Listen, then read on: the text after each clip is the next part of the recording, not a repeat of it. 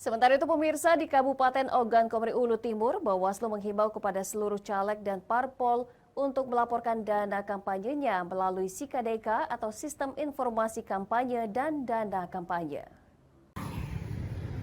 Badan Pengawas Pemilu Oku Timur menyampaikan untuk mengikuti kontestasi politik tahun depan, partai politik dan caleg harus melaporkan dana kampanyenya terlebih dahulu melalui Sikadeka atau Sistem Informasi dan Dana Kampanye.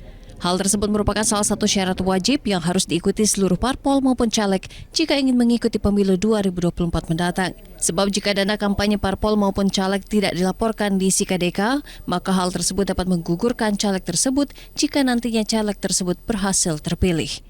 Laporan dana kampanye yang digunakan maupun laporan akhirnya. Karena dalam ketentuan ini sangat penting dan urgen.